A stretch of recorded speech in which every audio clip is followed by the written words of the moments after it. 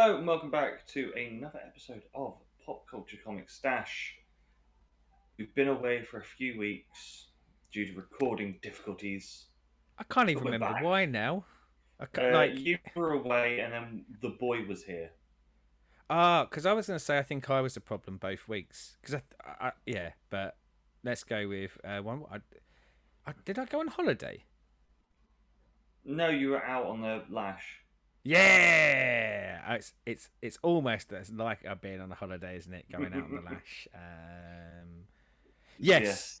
So it has been a couple of weeks, but we've been keeping the music content pumping. So at the very least, we had that, and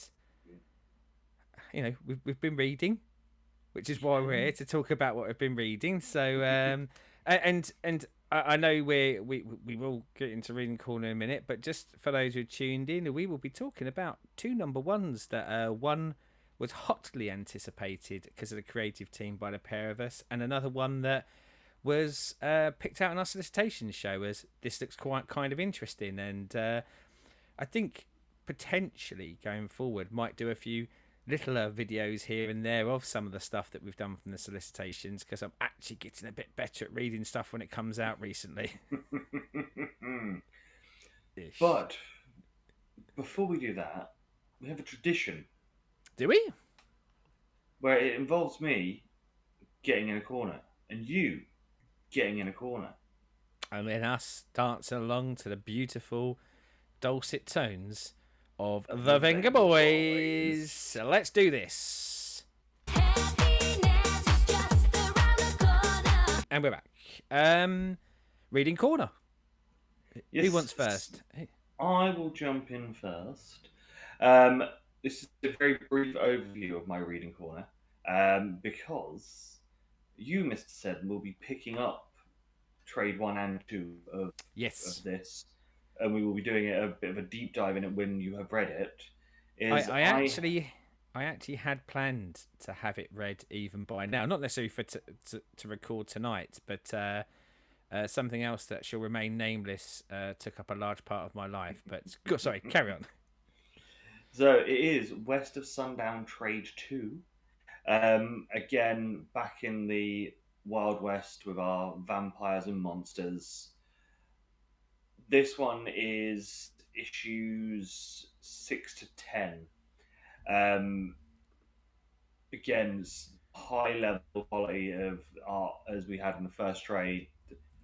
The story gets a little bit more darker and a bit more fucked up. Um, yeah, I am all in on this. I'm not sure how much more there is. I think there is at least another trade coming out in a bit, because the new trade only dropped. Trade two only dropped a couple of weeks ago, but I think it ends at issue 16. I haven't seen anywhere where there's how many more issues are on the Some docket for this. sometimes as well with some of the creator-owned ones. Sometimes it doesn't necessarily go away forever either, does it? Sometimes they take a No, break. So like they'll do kind of, and I know we're talking about like trade one and trade two, but almost a volume one, and then I mean I equate it to something like movies where people want to make the movies they want to make, but sometimes they have to go and make the studio movie to maybe fund pay that. the But yeah, bills. I don't know. I've avoided reading anything about it purely because there's that bit of fear factor around if I read something and it spoils any of the story stuff before I started. But I do have a question about it. So you say it gets a bit darker. Does it Yes, stay as westerny, if that is a real word? yes, it's still very much Western. It's very much still about the little cowpoke town that they're in. Um, but yeah, it is dark. This is a darker one. If you think vampires and draining people's bloods and stuff is not dark enough, this actually is darker. If you want your darker, this is the place to go.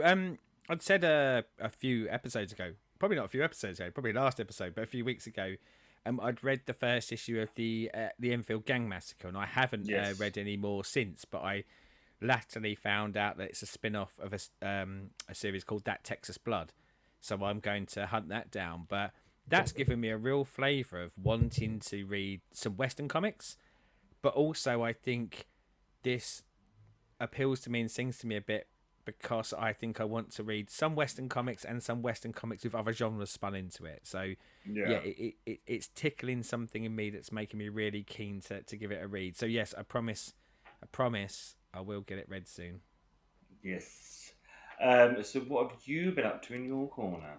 So, mine is a bit of a flying visit because I think I will talk about this more at a later date. But this week was Transformers Day because Transformers Ah, number one come yes. out, and I will tell you right now, it is bloody brilliant.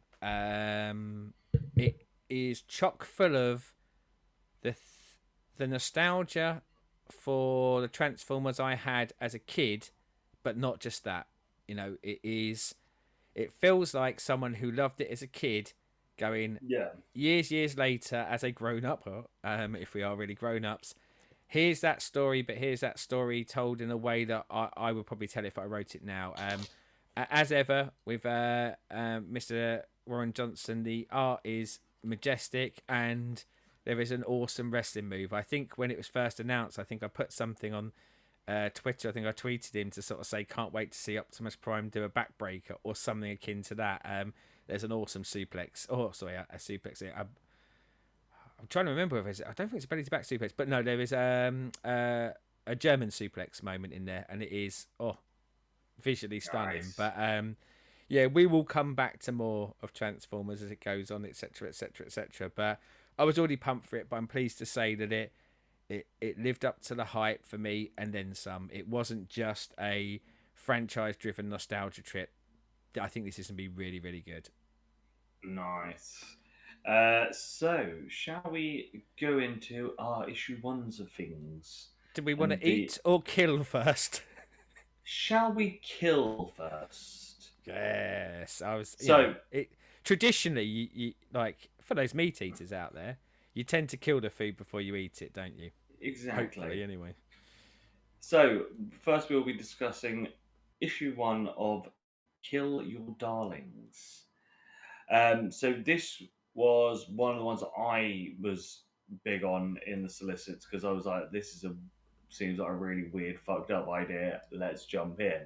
Beautiful covers as well, wasn't it? Like Yeah, we've said it before, and we'll no doubt say a million times, going forward on like the solicitations is sometimes like a movie poster, like a book cover, like an album cover. It's a real chance to grab you, and it was really it grabbed you enough to kind of go, let's read what the solicit is, and then the solicit even further kind of grabs you. I shared your excitement for this. It was a curious excitement. Now I was like, what are we going to yeah. get here?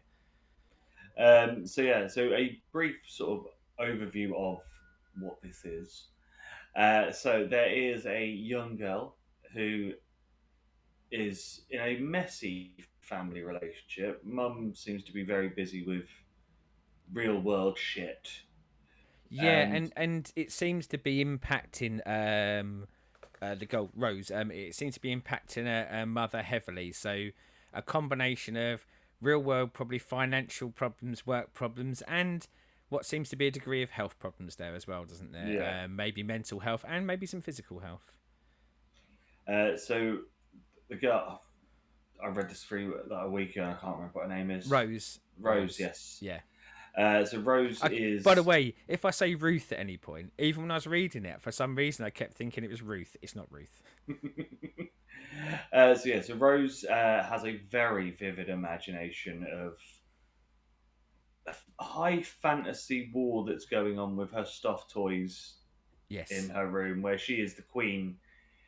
Um, And leader of her army against what's referred to as the monster army, but it's more kind of like also stuffed toys esque, but more kind of they look like rats and things like that. So that the less fun, the cute. less nice looking ones, yeah, they're cute. Yeah, perfect word.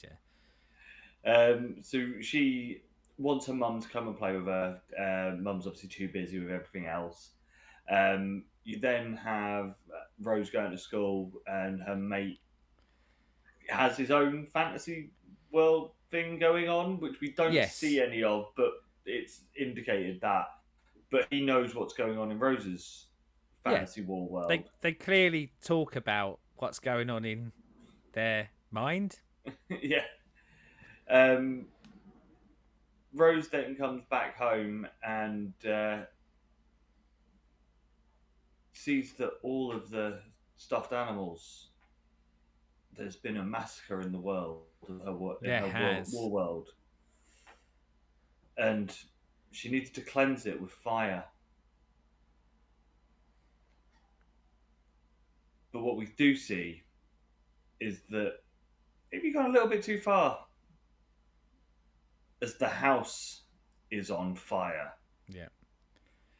Um, I loved this. Oh, I'm This is really the glad. first issue. I'm really glad you said that because I did as well.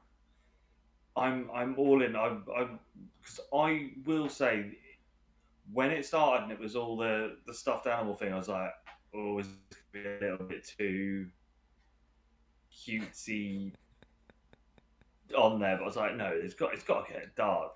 I was wondering about you on those first sort of 5 to 6 pages of going.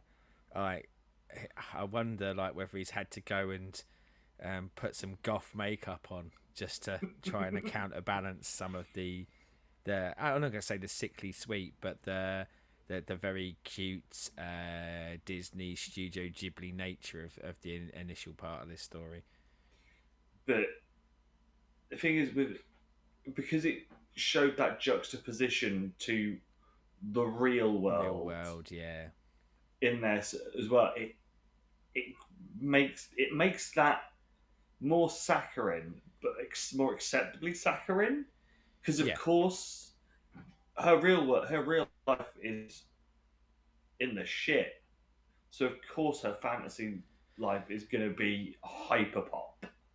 Well, it is, isn't it? It's very telling early doors. So as you say, you get blasted in the face with this fantasy world, but this um, cute, beautiful, colourful fantasy world, and I think introducing what the reality is for her so quickly um, is what makes this for me.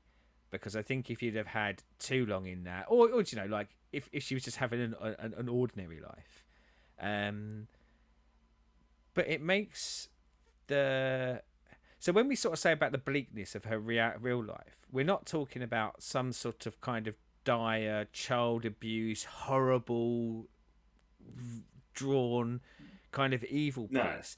It's just like it just seems like a bad life, but it makes that seem worse because, as you say, you're juxtaposing that against this amazing world that she's created, and that flip between the reality world and that, and you said it earlier.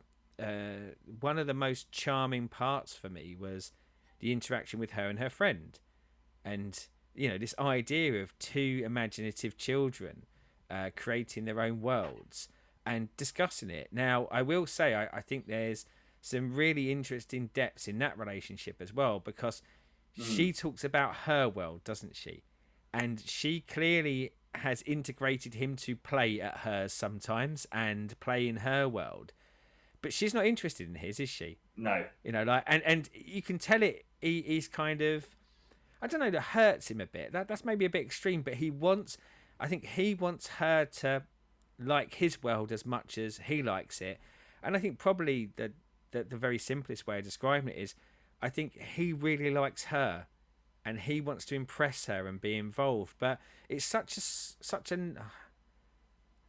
a nice and realistic way to portray a relationship between two people. Now, bearing in mind that they're children, but it doesn't only feel like a childlike relationship. It feels like, by extension, the sort of relationships that other people go through. Who hasn't been there in life at a certain point where you've wanted to impress someone or you've wanted them to like you, and you might have made a bit of a tit of yourself to try and get them to like you. We do it. We try to pretend we don't, but as humans, I'm sure we've all done it at some point. And it's bits like this that really, really grabbed me for this. So, there is clearly going to be a wider story here. This wider story of um, the fantasy world that she's going into, and is it a fantasy world? That against what's happening in reality.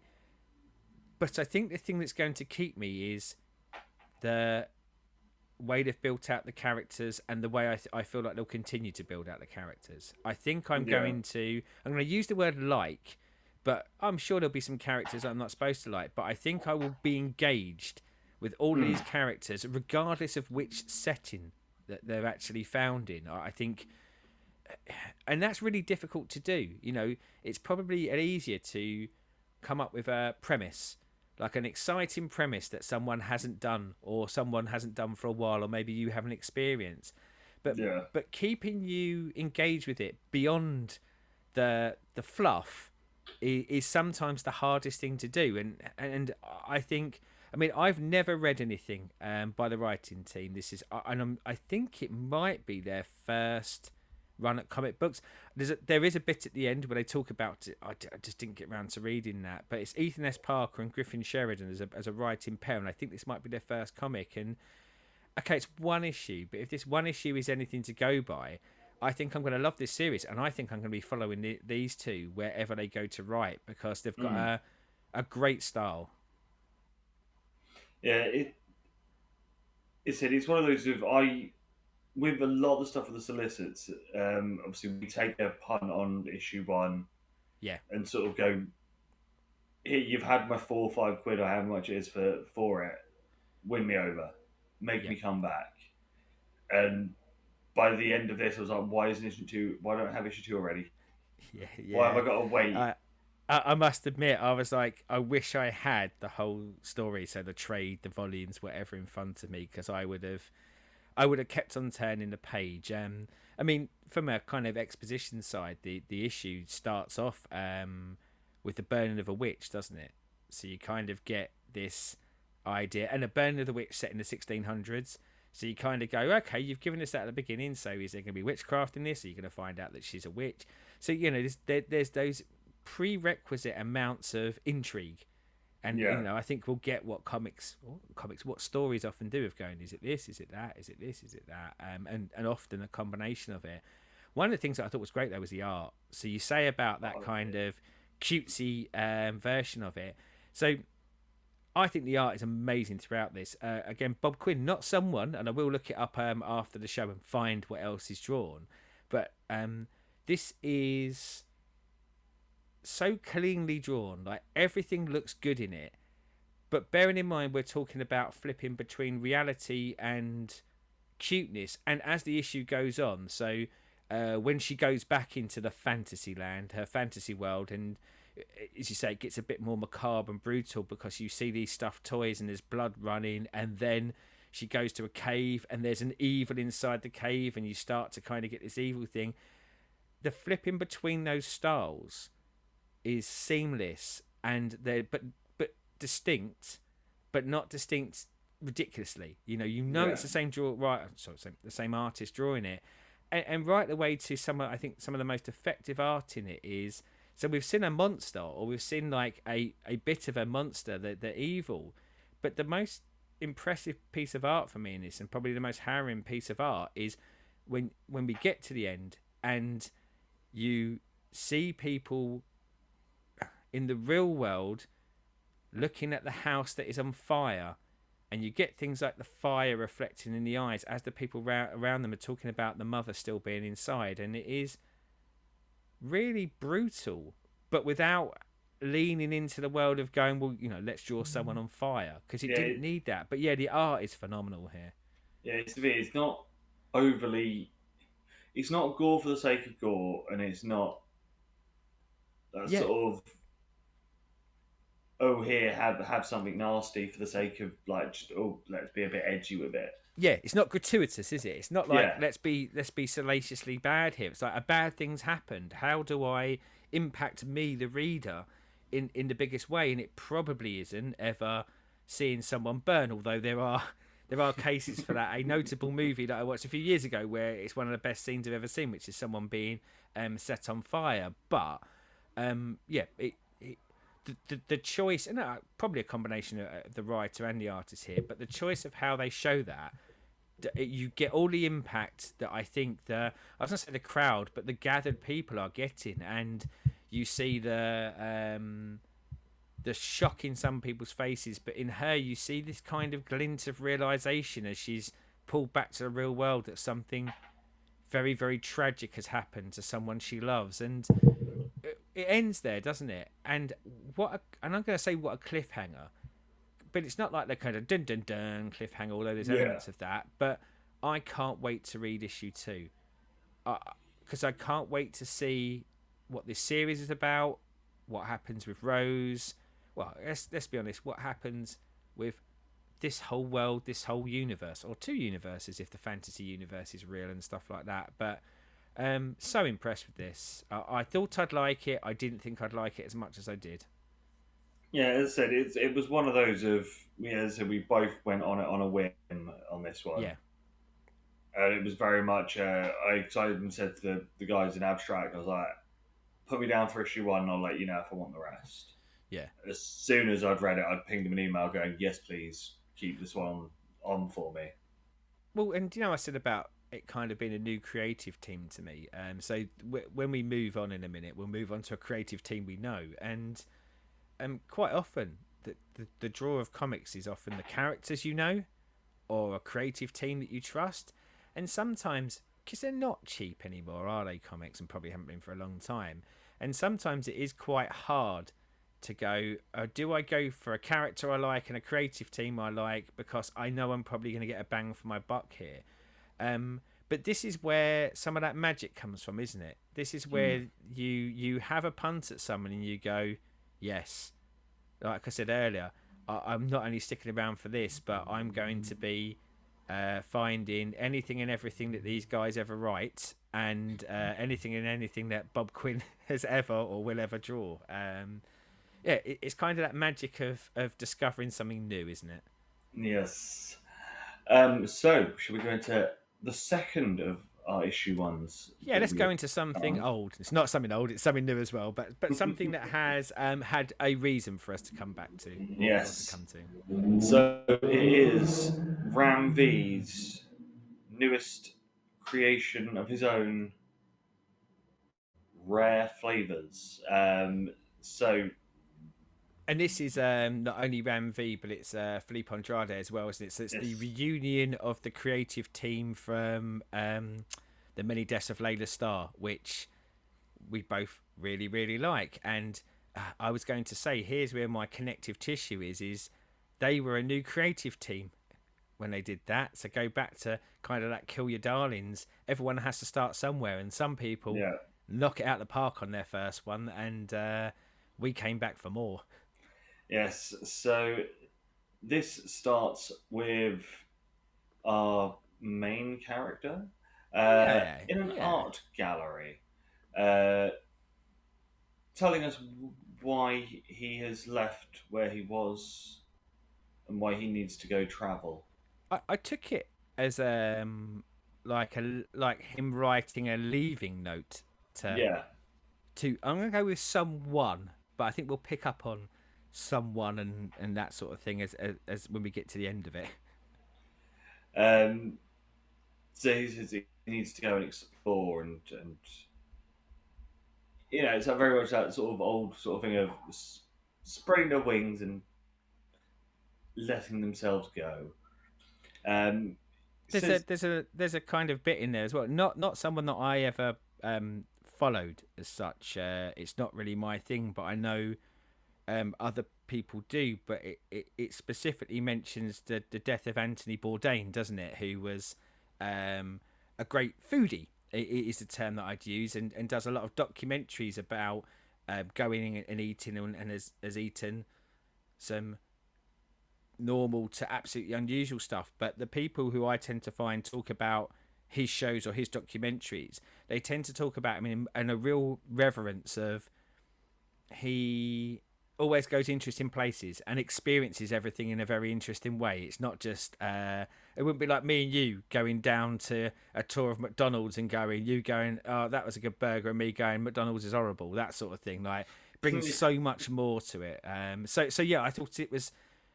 We talk about real world grounding again, like without knowing much about this, but having seen from Layla Star, like that connectivity with gods and death and things like that. I like it when a story that I am assuming is going to have that also has a real world grounding to it. Yeah, we see some mysterious fellows looking on at In shade, our in guide. a shady alleyway, aren't they? Yeah, and weird. One of them's weirdly proportioned with his giant body, Looks like a tiny massive thin oblong with a tiny head, doesn't it? head. Reminded me of the kind of design of I can't remember the character's name, but from Umbrella Academy, the one who has a gorilla body. But I guess throughout the years, comic books have we like a big body, tiny head in comic book world, don't we? Yes. So he is there to meet up with a documentary filmmaker who has said at the beginning of this meeting that he will never make another documentary. Um, Takes him out for his coffee, goes, I have great taste buds, tries to win him and woo him over, but it doesn't work Yeah, says because, basically I wanna make a documentary, and there was and this pays off at the end of the issue, but he kind of goes, yeah, I want to sell it to all the streaming services out there, and but effectively the documentary being me going around and eating. So again, going back to the Anthony Bourdain thing of going, yes, I want to do what someone who I enjoyed watching did. he then goes, right, you don't want that. We're not going to drink this pissy coffee. I'll take you somewhere, get you something special. Yeah, because I mean, there's a beautiful bit in here which sang to me of he's getting paid just to turn up, isn't he? And like, that, isn't Yeah. that every person in the workforce's dream? Not have to do anything, but just turn up. There's been many a time in my work life where I've said to people the other way around, going, do you think I just pay you to turn up? But yeah, in this case, it was. But he's definitively no, isn't he? He's like, no, no, Yeah. no, I'm not doing it. And yeah, as you say, like the guy kind of goes, oh, like let's go and he sort of says, oh yeah, I get you, totally understand, but the coffee in here is rubbish. Let's go and get a cup of tea, or in my terminology, a cup of tea. Might have just said a tea, but I can't think of tea without the word cup of in front of it. And then we get the part that I fucking loved, where we get the history of this super special spiced chai tea. Yep. And the way that they describe how it's made is amazing. It's Um, as we go through, it's about over 4 to 5 pages, isn't it? And yeah, like we have sort of interspersed, we have a panel with the ingredients, don't we? But with like a narrative that goes along with it, which is very much around how to make it well, isn't it? And yeah, then alongside that, you're getting panels of, as we find out, someone who it was their grandmother's recipe, or the place where he wants to take him to get this. It's his grandmother's recipe, but you get a kind of a historical look at how his life was, how he set up this tea stall, how it thrived and then failed. But at the same time, you're getting the so you're getting continuing the ingredients and how to make a good version of it. But I guess the history of the actual product as well. yeah. I'm with you. I absolutely fell in love with these 5 pages. I thought um, this is absolutely brilliant, and I'm glad you mentioned it because at the end when we've done the issue, I'm coming back to this specific thing, and I've got a very specific question for you about it. So yeah, so it sort of goes through that as it says just said there with the how how it's made and also the backstory of the vendor. Yeah. And you see that they're then drinking it and that it's amazing tea. And he then tells him more about why and what he wants to do with this documentary. And we then see the final page of a cinema screen with Rare Flavours on there. Um, this at Just to first, say before we go on to it, there is a quite a chunky bit towards the end that you missed out, and I didn't know whether you missed it out for to avoid spoilers or not. may have forgot it. So they do leave, don't they? So the documentary maker agrees to make the documentary, and they go, and then we see um, our two shady alleyway characters Yes, have been, let's say, slowly chasing titular character, our main character, and then he has gone. But when they go to the place where he'd been staying, they find the body of the tea stall owner. And, well, I say you see the body. I mean, you see bits of the body, don't you? And when I say that, they're looking into something. So you're just kind of seeing the hands. But clearly, something happens to the masala chai tea stall owner, which I say like a major bit because I think that is going to be quite a big part of the where this story will end up going. yes. So that is a brief overview of issue one. And bearing in mind that's issue one, I think that's chock full of content, isn't it? I think it's. I mean, page count. I'm not saying like it's 100 pages, but I just think that the pages that it has, it conveys a lot, and I think there's a lot that it conveys in here that we won't necessarily know about or pay off for until the whole story's done. Plus, Mm. a load of things that are in here that are culturally not known to us. So, I have done a little bit of googling around it, but tried to not do too much googling because um, I kind of didn't want to spoil stuff that may be to come. But looking at some of the terminology and some of the names that are dropped in here to see whether they have a wider meaning, and yeah, some do. But yeah, I've been very careful not to go too far into that because you don't, yeah, so you don't want to spoil uh, what might be to come in this story. Yeah. Um, as I said, this is very, very intriguing. And again, with these two, I trust them that all this shit will end up paying off the same way that obviously it did with Layla Layla Star, Star, yeah. because this is only going to be 6 issues. Yeah, and They will already have had, already I'm worried about that. And when I say worried, that's a lie. Already off that first issue, I'm going, give me 100. But I think six is probably right because six is probably the story. But yeah, yeah. And it's the thing, there were so many things in Layla Star that were little drops in it, issue one or issue two or issue three, yeah, that then turned around at the end in the last issue that then were like, oh, and it clicks. These bits just went, yeah, makes sense now. yeah, And I trust them enough with obviously what they've done so far that everything will have a purpose and this will have been all mapped out. This isn't a, oh, let's see where we get, and oh fuck, we've got an issue left. Oh shit, how do we finish this? yeah. This will be mapped out and a fully fledged, fully formed story, and this is what they want us to know at this point And going in. I feel like from one issue we are going to get a story that we are going to enjoy, but I think we're going to learn a lot.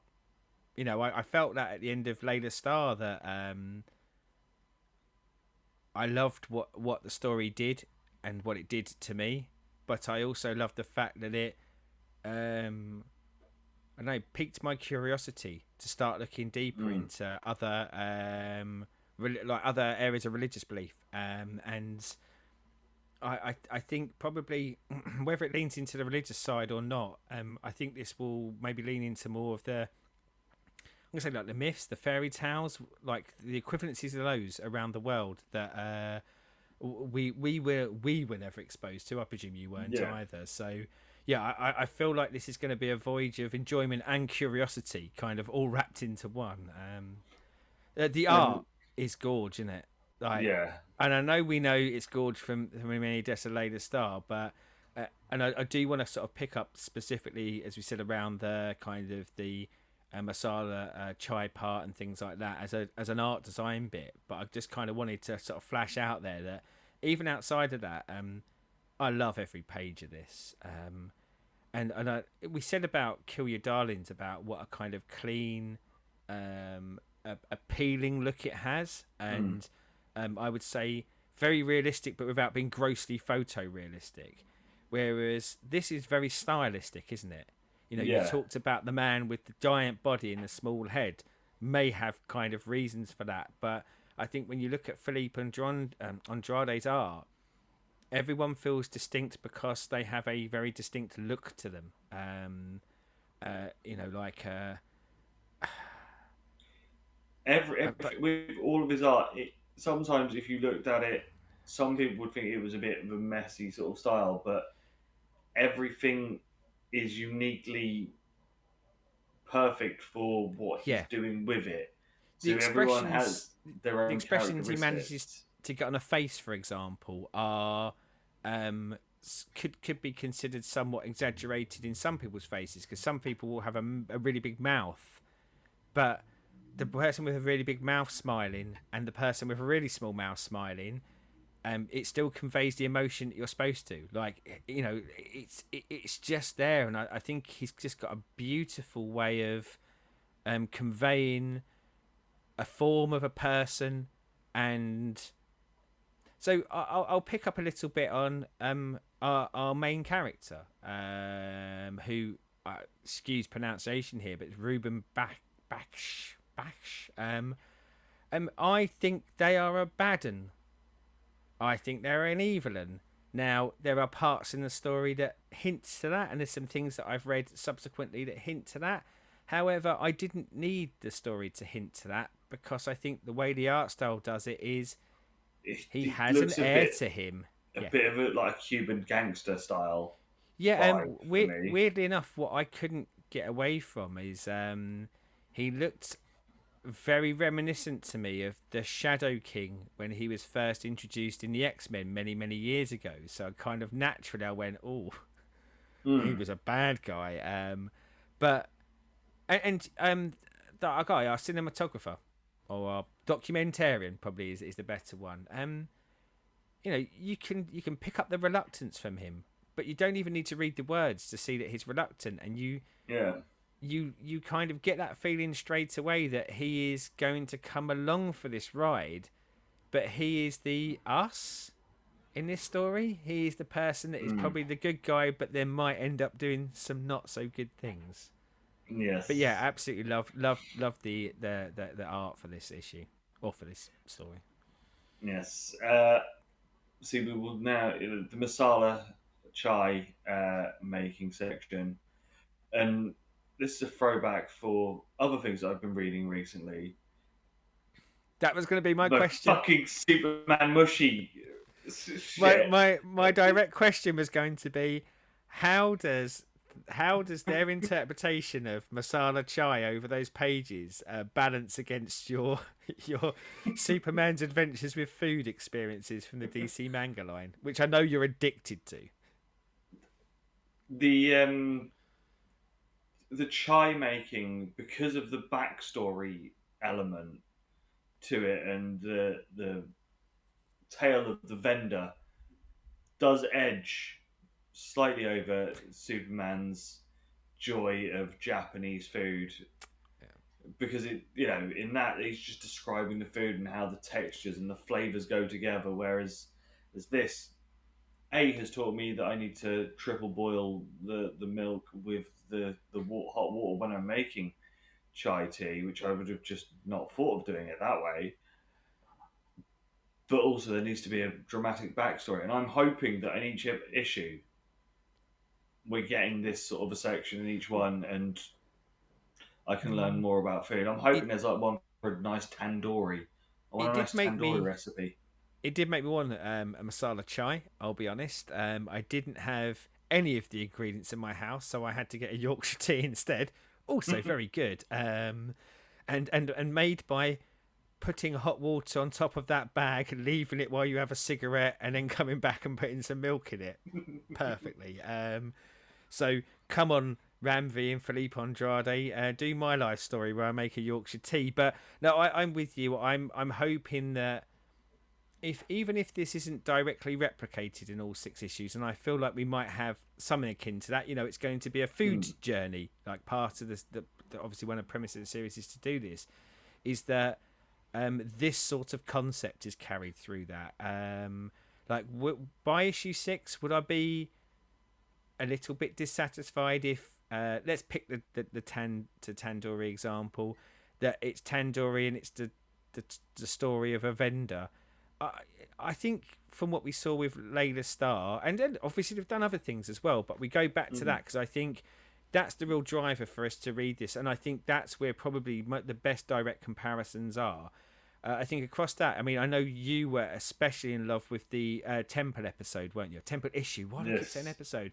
And I just couldn't get over the one where the cigarette is the narrator. And I Yeah. think there's such a creative way of telling the story, and this goes to me, and you're going to do it again here.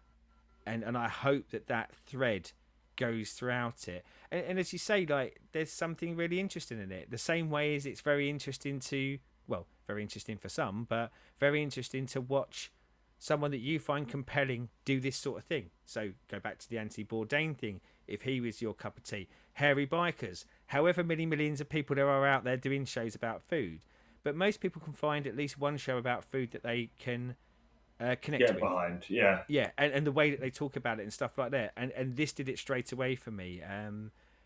I, I want more of this, but of course I think I want more of this because I love that sort of storytelling. I love those looks into life. I love those spice of life, sequence of life Mm. things that goes behind it. And when I said like absolutely chock full of content, and it's not to the detriment of the wider story, is it? We get No. so much wider story setup and kind of exposition, and this on top. It's the proverbial cherry on top, I guess, for me. That element in this Yes. comic. Um, I did, as I say, I did a little bit of reading. So, like when as you say, when the issue opens up, he's in the art gallery, isn't he? And Yeah. he's talking about a specific picture, and a specific picture of, I was going to say like someone from history. And so I looked that up, and I think there's going to be a massive amount of connectivity. And I'm not giving anything away here. There's a part where, and it's excuse pronunciation, Bakasura, and he's talking about how Bakasura has the full moustache and the wild moustache above fangs, and they show that Yeah. specific part of the painting, and the panel underneath is Baksh with a mustache and what looks like fangs. So if I was going to be a betting man, that's who this is. Same way as Layla Starr was Death. That is the character. And yeah, when I was doing a bit of reading about the legend of Bakasura, people, um, but it's kind of a mythological demon thing. I don't want to get into it too much because I stopped reading very quickly because I went, oh, don't read too much. But Yeah. and yeah, we've got our shadowy figures. So I'm presuming that the shadowy figures are actually trying to stop him from what he is trying to do. And I think what's very, very interesting for me is he a mythical creature, demon, god, whatever it turns out to be, who actually has a more nefarious reason for this? Or is he that, but also has this vanity project of going, I liked what this guy was doing, and I want my version of it on. It wasn't Netflix, was it? I can't remember what it was called. Something Flicks, though, wasn't it? Yeah. Uh, and you know Film that there, flicks. yeah, that there, like that's so compelling for me to kind of go, what is his motivation? Is it A or B, or is it A and B? And I don't know. Like I was absolutely gripped by this. I said about how much I loved Kill Your Darlings. Times that by 1,000 for me. This is the sort of first issue that I want, and for me, it's right up there as a singular issue with my enjoyment of what I got out of the Many Deaths of Layla Starr. So here is the real question, and this is for both. Yes. Are you going to hold off for 5 or 6 issues, especially for Rare Flavors, and have the whole story, or are you going to consume them month by month and be a good boy and wait? It's a fantastic question to me, and I'll throw it back to you as well. I think we should both answer this one. So let's go kill your darlings first. I would really like to read this in singular issues, but I think I will do it in collecteds. I think I will do trades. I don't know how long it will run for. I don't think it has an issue count on it, does it? No, it didn't. This Yeah. wasn't one that had an issue Whereas count, so whereas much as I enjoyed the story, I did find that, and now I have to wait a month, very painful. It just doesn't vibe with me, and I think I'd like to get that first trade done. So I think that one, it'll be the trades, but I might get suckered into buying singles as well. But that one I think will be the trades. Rare flavors. I don't know if I'm going to be able to wait. I don't. I enjoyed it that much that I don't know that I really can go. There's two on the shelf, there's three on the shelf, there's four on the shelf. But I really want to read it as one job lot because I think and possibly it's my favourite way of reading it, and it's how I read Many Deaths of Layla Starr. And I think, mm. I mean, I can't compare because I didn't read it as single issues, but I think having that whole story to be able to read in one go was wonderful, and I think this might be the same. So, collected for both, but please forgive me if I choose to actually read them as single issues. So I will be getting them all as single issues because now that I've got the first ones up, and I've got my orders in Yeah, at the shop, and it's the thing with especially with the indie stuff. I would rather get them from them, so they're making a bit of money on yeah, it as well. So with those, I will get them all as in single issues. Rare flavors, I am now going to wait. I am waiting till the whole thing is done.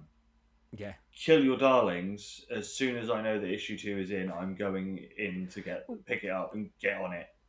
So, so you say about like picking them up. I actually was quite lucky with Rare Flavors because I hadn't pre-ordered it. I just went to my local comic book shop, kind of on a wing and a prayer, hoping it would be there, but also knowing I could get it digitally or I could get the collective when it come out. And it appears like we were quite lucky to get them because I think I'm sure I'd read that the first print sold out pretty quick, and so it's going to like second printing, and of course you can get a second printing version when it comes out. Yeah, I love them both. Can I go for a secret third answer? The secret third answer is for my reading corner. I'm reading Transformers every issue, but I can't decide on these two. But no, yeah, I think ultimately I'm probably somewhere with you of going. I want this as it's complete, and of course we know it's 6 issues as well. So you know that at the end of the sixth issue, you're going to be able to consume the whole story in one go. But I am going to find it quite hard not to pick this up monthly. It's very much the same for me as what Killing Time was when we got that and we had that first issue, and I was like, oh Yeah, my god. But obviously, because I was buying them all from Abstract, I was like, right, I'm waiting. yeah, The whole thing. So I can do that level of constraint and sit there with them at the side of the chair looking at me. But yeah, it said both of them are definitely carrying on. I've got another couple that I need to check out and see if I am carrying on with is Stuff in Nightmare and Tear Us Apart. I haven't started reading them yet. Um, but yeah, so I've got a few things in my it's nice though, isn't it? And one of the reasons I don't think we've ever done this before, where we've done like 2 issue 1s. I think in one, I know we did Killing Time #1, but we knew we wanted to do Rare Flavors #1 because we'd done Many Deaths of Lady Star, and I've no doubt we'll come back and do the whole kit and caboodle at the end. And when you said that you'd got Kill Your Darlings, Tear Us Apart, and what was the other one? Sorry, I forgot what the other one was. it was Stuff in Nightmares, the And Red and and, Murder. and and because I was like, oh yeah, like Kill Your Darlings, I'm really into that as well. Let's do them. I was comparatively, Rare Flavours was my favourite out of the two of them by quite some way. But I think Rare Flavours is amazing. Like Ramvi and Filipe Andrade are now on that list of anything they ever do. I will really, really be there for it. But I think the thing that impressed me most about Kill Your Darlings is I thought, as much as I say Rare Your Flavours is way ahead of it, Kill Your Darlings is still brilliant. Like I thought as a first issue, we might both go, yeah, that's all right. We're intrigued, but I was massively more impressed with it than I thought I was going to be. Yeah. So yeah, both absolute winners for me. Yes. So if you've read either, let us know down there. Or any Also, other recent number ones that you've read that you yes, think, oh yeah, have a crack at that. yes. YouTube things like subscribe and ring bells. Um, as I said, we will now not discuss rare flavors until it is finished Even because if we will. one of us sneaks stuff from certain issues, we will have our lips sealed until the end. It will be until the end. Kill Your Darlings, I may bring up in reading corners, Yeah. but it won't be to any sort of massive amount of like going into it. It'll probably just be an overview of this is amazing or oh dear or wherever it It goes. fell off a cliff quickly. Yeah, yeah. Um, but You'll never again, we guess what may those look at stuffed toys did next, you'll be saying. that.